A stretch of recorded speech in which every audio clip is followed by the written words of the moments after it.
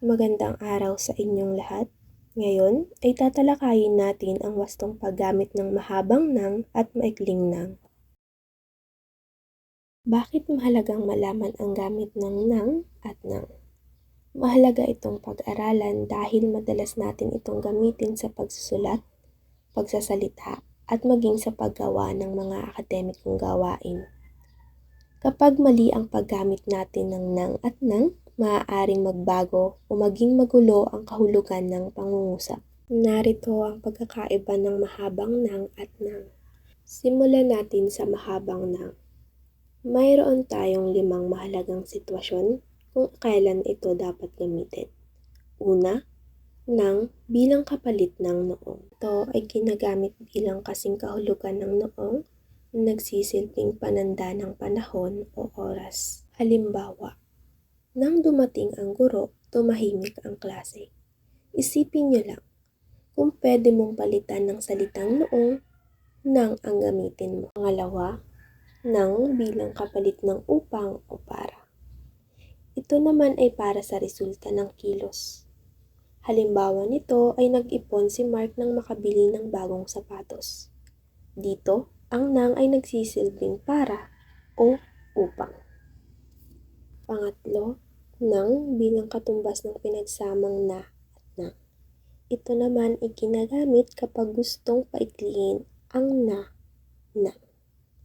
Halimbawa nito ay ayon kay Ana, sobra ng higpit sa kolehiyo. Sa halip na sobra na ng higpit, mas madaling basahin ang mahabang nang.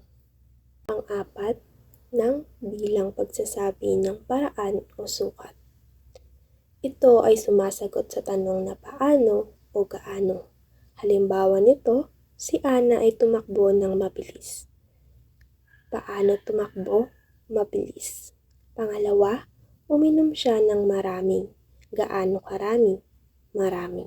Ang panghuli, nang sa inuulit na salita. Class, tandaan niyo ito. Kapag inuulit ang pandiwa, nang ang pang-ugnay. Kagaya ng laro, tingin ng tingin, sabi ng sabi. At paalala, sa formal na pagsulat, huwag gagamit ng gitling sa pagitan nila. Nang lang sapat na. Isa pang halimbawa nito ay, si Berting ay kayod ng kayod sa ilalim ng matirik na sikat ng araw. Dako naman tayo sa maikli pero makapangyarihang nang. 3 lang ang dapat ninyong tandaan dito. Una, nang bilang pangatnik. Ito ay sumasagot sa tanong na ano. Bilang pananda kung saan ang isang bagay o tao ay tumatanggap ng kilos sa pangungusap. Halimbawa nito, si Ana ay sumulat ng sanaysay. Ano ang sinulat? Sanaysay. Bumili ng libro si Mark. Ano ang binili? Libro. Pangalawa, nang bilang pamalit sa pangatnig na na. Ito ay ginagamit bilang pang-ugnay kapag ang salita ay nagtatapos sa patinig. Halimbawa, masaya na balita ay nagiging masayang balita.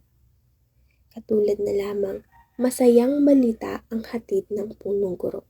Ito ay mas formal pakinggan.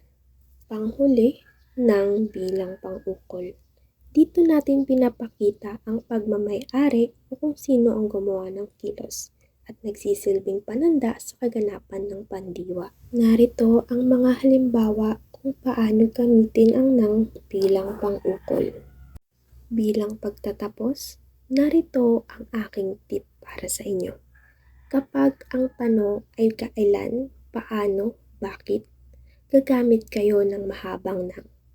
Pero kung ang tanong ay ano, kanino, sino, ang gagamitin ay maikling nang.